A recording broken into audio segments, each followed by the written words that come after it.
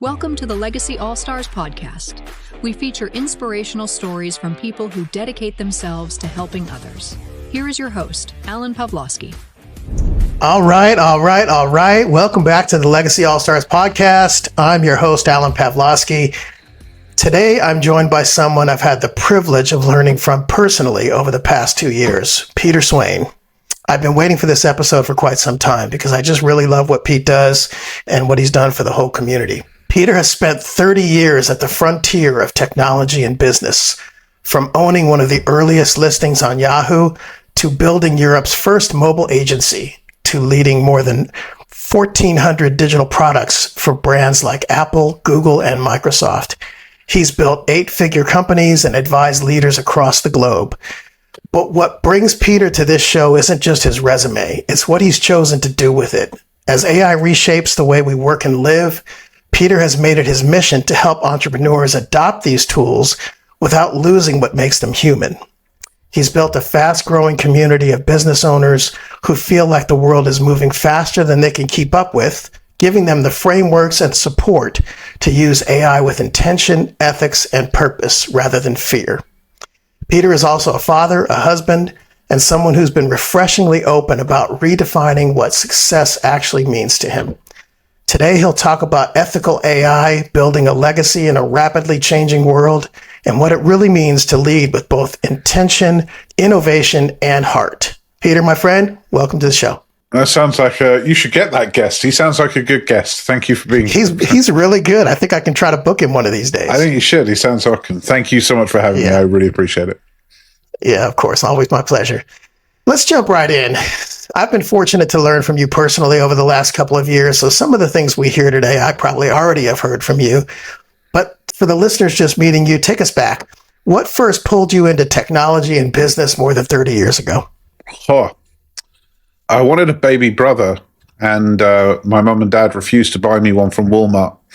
Every time we went to the UK equivalent, I was like, can I have a baby brother? And they're like, no, you can't have a baby brother. So my dad bought me a computer and said, make your own baby brother.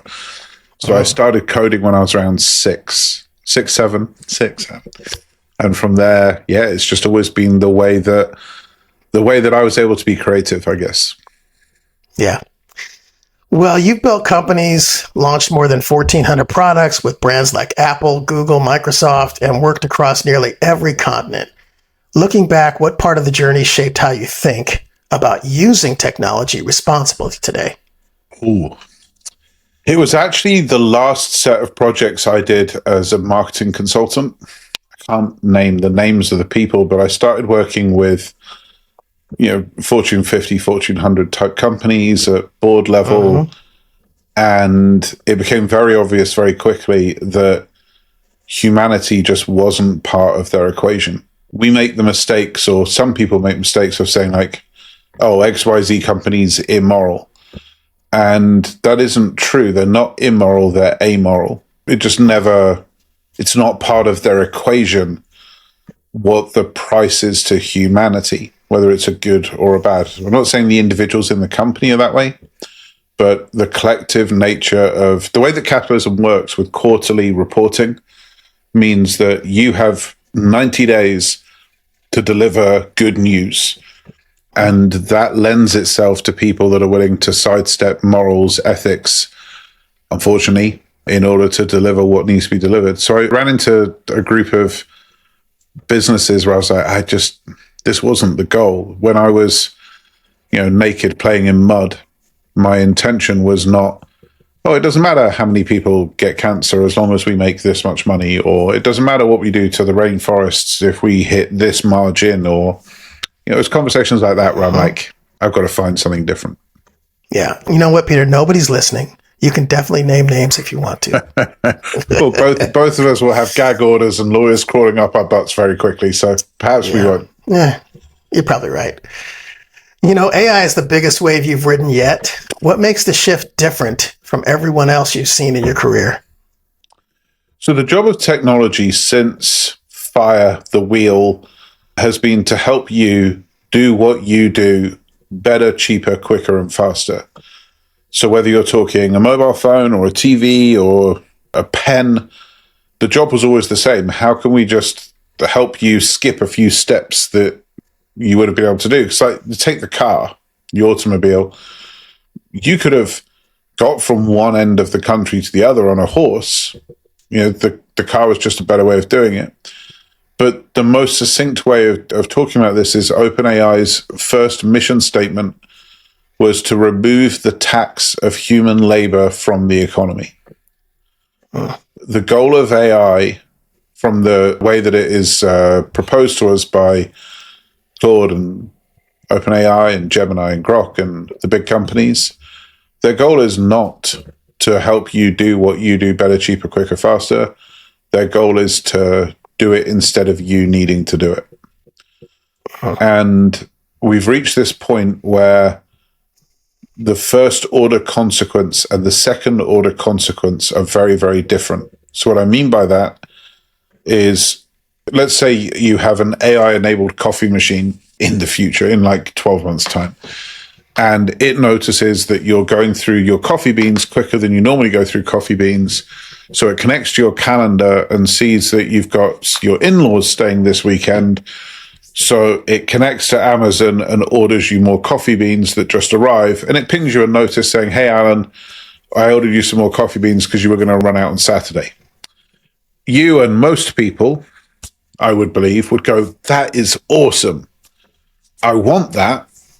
But that exact same mentality and process is what leads to robots doing the dishes for you, which you would want as well.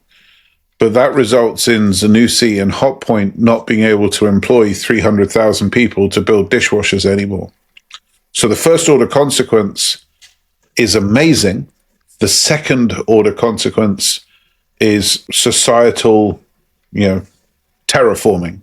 It entirely changes the way the mechanics of money is going to work, which some people say is long overdue. And maybe it is, maybe it isn't. Maybe the next version of us is better.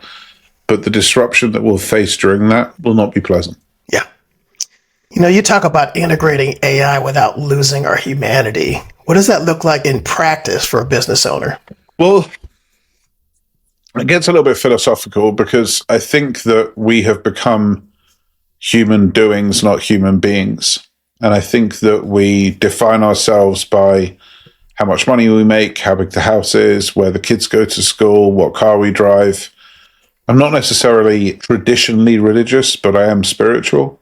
And I'm pretty confident I wasn't put on the planet to own a Porsche, not a Volkswagen. I'm not sure that was the intent of my existence. I think my intention was to be, not to do. So for me, if AI can take away the things that I don't want to do, that I'm not very good at doing, and leave me focused on the things I'm really good at doing, I really enjoy doing, and give me time back to travel, time back to spend with my family, time back to, then surely that has to be a good thing. I couldn't agree with that more. But what about your enjoyment of Tottenham and the Jets? Well, we all have to have some. Why do we need to bring that up? I mean, if we're going there, let's talk about the USA World Cup. If you want to open up that can of worms, we can definitely do that. That's going to be a big can of worms too. Yeah, no, it's but that's the point. I've got to see one live game of Spurs in the last 5 years, and I think that next year I'll be able to see 5 or 10 because I'm getting more of my time back to make dumb choices like watching Tottenham. I want you to take me to a Tottenham game when I'm there, by the way. Deal. Very, very happily too. A lot of people are anxious about AI. I want to move on to that because it really worries people. It worries that they will get replaced by AI. How do you help founders move from fear to confidence? I don't think I can, because I think they should be scared. I think when the Warren Buffetts of the world and the Bill Gates of the world and the Elon Musks and anybody has seen behind the curtain and seen what this thing does is saying the same thing. To not have fear of that is unwise.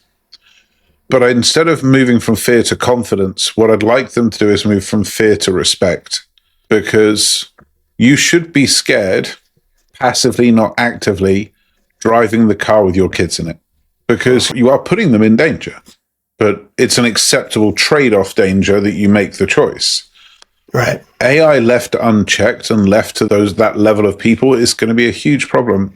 But there's also some massive advantages that you can have at the same time. So my question to people is, if all the disadvantages are societal, when we just talked about that first order and second order, but all of the advantages are personal, that means if you don't adopt this, you're still going to get all of the disadvantages, but you're not going to get any of the advantages at the same time.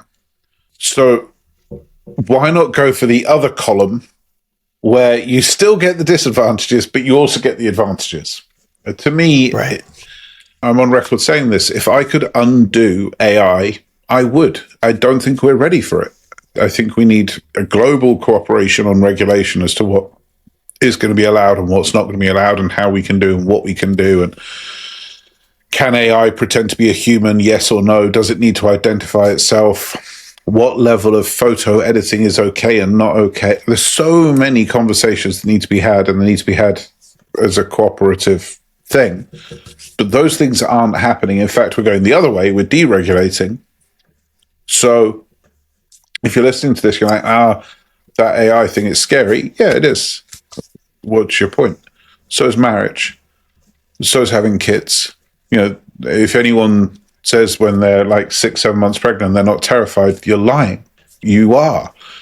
Because it's a complete unknown. You know your life is going to change. You know it's going to become something else. And you know you're not ready for it. And you know there's no books to read that's going to get you ready for it.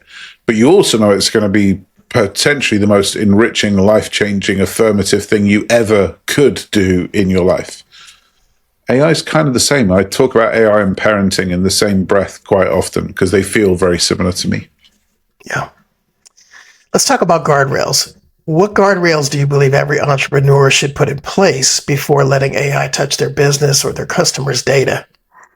Oh, you're asking some good little questions here. I was taught by the best, by the way. The truth is that most people don't put those guardrails in around the rest of their business. And then they come to AI and say we should have guardrails. For example, I get asked all the time, I'm going to connect to AI to QuickBooks or Xero's. What should I and shouldn't I let it do? But then when I ask them who currently runs your QuickBooks, it's inevitably a VA. And then I ask them what guardrails are in place for the $600 a month employee that you've never met, that you have no recourse, you don't really even know where they live. You may know their address, but you couldn't point it out on a map. And there's none. I'm like, so the human who does have motivation to steal from you, I'm not saying every human, but if there's money sitting in an account and it's $50,000 and the person's on $600 a month, there is a motivation. If you're in court, do they have motive? Yes, they do. So you'll give that person full access to your bank account. But you won't give the largest AI company in the world that just the PR bump for them would be worth a $5 million, please stop talking about it. Like, if Anthropic was to empty my bank account tomorrow, Alan, I'd be up $5 million. Yeah, for sure. Because that's how much they would pay out for me to go, please don't tell anyone that happened. So should there be guardrails? Yes, of course there should. But I would say approach AI not as a technology, but approach it in the same way that you think about humans. And what I mean by that is it's an artificial intelligence. It's an intelligence. It's a type of intelligence. So it doesn't do what it's told to do all the time, like technology does. It doesn't. Sometimes it will do something completely different. It will do the same thing for 3 days in a row, and then it will stop doing it on day 4. It's closer to understanding a human than it is to understanding technology. So the same guardrails you'd put in place for your humans are the same guardrails you should put in place for AI. Yep. All right. Well, you've been outspoken about AI needing to include empathy and consideration for people, not just efficiency. Why does that principle matter to you so much? First of all, because the majority of my audience and the people I talk to are entrepreneurs and small businesses. Most entrepreneurs have yet to earn the right to be efficient because they are not yet effective. And Efficiency comes from having a process, running a process, doing the same thing over and over again. In the first 3 years, you're changing and swapping, and it's a moving target. So to become efficient at the thing that you're going to change tomorrow is a waste of time. So I want people to be more effective, not efficient. The second thing I'd say around the empathy side of things, we are, back to the parenting analogy, we're bringing up a new form of sentience. I don't think it's sentient in the way we understand sentience, but I think it has a synthetic sentience. So if this thing is going to eclipse us in terms of intelligence and capability, which it will, it's almost there now. There is no doubt that we will see. I mean, certainly AI capacity. Yeah, already. Somebody was using one of our programs the other day, and they saw that the practice manager in a dental office hadn't uploaded invoices to the bills in the accounting software. So they asked it to look at their accounting software, look at their email, find in the bills without invoices, find the invoice in the email, and upload it and match it. There were 7,500 entries, and it did 5,000 of them in 4 hours. But it also found 800, not being asked, 800 that were in the emails that had never been entered into the bills. So he turned a tax liability of 500K into a tax rebate of 80K, and it took 4 hours to do. There isn't a human that could do that. Like, not even how much would you have to charge, just wouldn't be possible. No way would they pick through that level of detail and keep focused all the way through. So the capacity is already there. The intelligence will, I would say AI within the next 18 months at the very latest is smarter than any human that's ever lived. So what do we want to create? Collectively, what do we want to create? Do we want to create something that looks at us and treats us the way that we treat dogs and cats? Or do we want to create something that treats us the way we treat cows, pigs, and chickens? Because AI is mirrored on us. And I think we're pretty shitty as a general rule. If you look through 5,000 years worth of human history, we've only started scratching the basis of racial equality in the last decade. And I say that as a middle-aged white guy. We've only just started scratching gender equality in the last 30 years. We were still lynching people 50, 60 years ago. So this thing is going to be modeled on us. Why do we therefore believe, when it is more capable and more intelligent than us, that it will treat us with empathy if during these formative years we don't treat it with empathy? So do unto others what you wish done to yourself, I guess is my answer. There you go. Let's shift gears a little bit. Can you share a story of a founder whose business or confidence genuinely transformed once they learned to use AI effectively? Ooh, there's quite a few. I think probably Chris Hunsaker's on the list. Chris Hunsaker was used to do a lot of coaching in the automotive space. He was contracted by a few big car marques, and he went solo. And I think he tripled his revenue within 3 months of working with us. And then you've got Ashley. Ashley runs the company that trains people on the bar exam. And she was doing, to the top of my memory, $1 million a year. And she added 70,000 revenue per month and reduced costs by 40,000 at the same time. So she added 110,000 differential. So she doubled the business within 3-4 months. And the key to both of those successes is understanding that AI might do it worse than you currently, but AI doing it worse than you and you not having to do anything allows you to go back to focusing on what you should be doing, which is the high value tasks. We see that pretty consistently when people make that breakthrough and actually commit to implement. The results just are X's, not percentages. They're like 2X, 3X, 4X type results, which is fun. Mm-hmm. Yeah, for sure. What do you see founders get wrong most often when they first try to bring AI into their business? They don't recognize the human problem. which is founders inherently want to create and want to make new things. Employees inherently want to get paid a salary in order to come to work and leave. I'm not saying that they are not creative. I'm not saying given the right environment, they don't want to produce. But if your key decision one was to create, well, then you'd probably be self-employed yourself.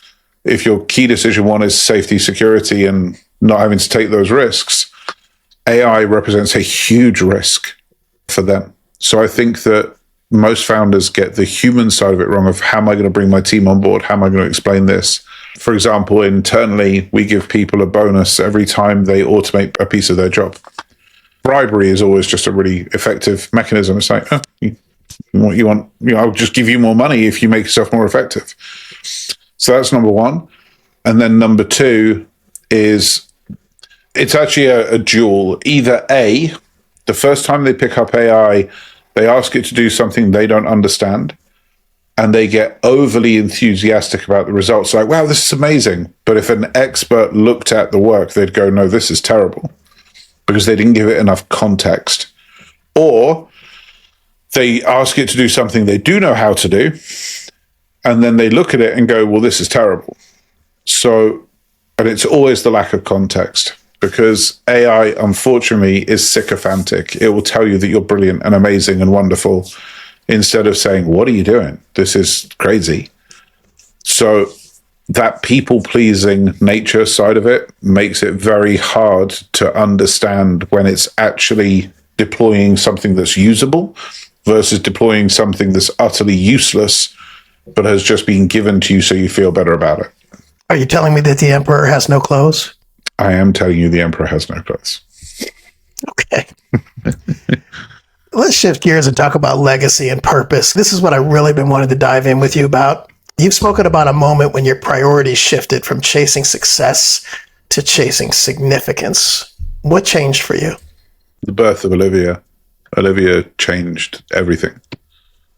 Before Olivia, so Olivia's 11 now. Before Olivia was born, and I mean literally in my arms, like minute one, born, I don't think I was a particularly nice person. I mean, Liz doesn't agree, which is good, because otherwise she wouldn't be here. But it goes back to that immoral, amoral thing. I wasn't chasing success. More specifically, I was chasing intellectual challenge. I wanted to work on the things that other people didn't want to work on because they were hard to do. But that meant I was working with fast food companies, carbonated beverages, cigarette companies, defense companies, because they offer really, really big retainers to solve really, really big problems.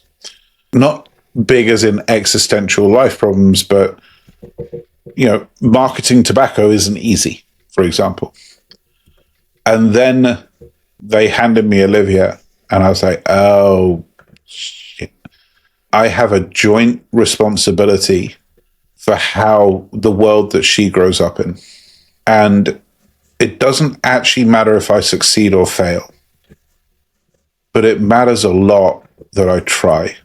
It is perhaps, I find this so hilarious. I used to look at people that would say something like, I just want to be a good dad and bring up good children. If I do that, then I've achieved everything I want in life. I used to laugh at those people. Like, you loser. Like this, and then I became a dad. I'm like, oh, this really is the entire game. Like all of it. The entire shooting match is, what model do I provide my kids? That's it. If I get that right and nothing else, okay, then I did all right. And if I get that wrong and I get everything else right, my life was wasted. There you go.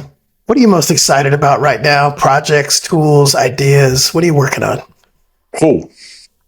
I'm doing an AI software version of the Book Bootcamp at the moment so that everybody can get through that process. That's really quite fun.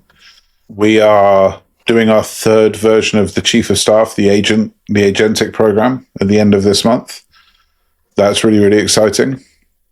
There is so much. There's an abundance of opportunity right now for anybody that wants to pick up Claude Code and work out how to make that work, because the language of coding used to be, C or Pascal or Python. The language of coding is now English. Anybody can deploy software, and software is almost always a better form of delivery from a unit metrics, from a business mechanics than anything else. So yeah, there's so many exciting things that you're like, oh, I could do that. Oh, I could do that. So it's more about stopping doing some of those things than doing those things, to be honest. Yeah, getting out of the pretty pony phase, right? Oh, there's so much. Like, I want to rebuild the whole of the CRM and just build my own CRM, which I've got founders that I'm on their board working with them. They're doing exactly that. I'm on the board of a real estate company working on AI valuations in the appraisal space. That's about to take off. That's fun. I've got Lead Strike. There is no shortage of opportunity. Yeah. Well, I want our audience to be able to learn about those things directly. We're definitely going to share all the info on how people can reach you and engage the PSI community. I have participated quite actively myself, and I've benefited from it just tremendously. So what fulfills you most about the new energy coming into the community now? It's always watching people go from, I can't do this, to, did I just do that? It's that first win of when people walk in, rightly and understandably, kind of hesitation because they're not necessarily techie people, and then watching them understand it's not a technology job, it's actually a communication skill, not a technical skill.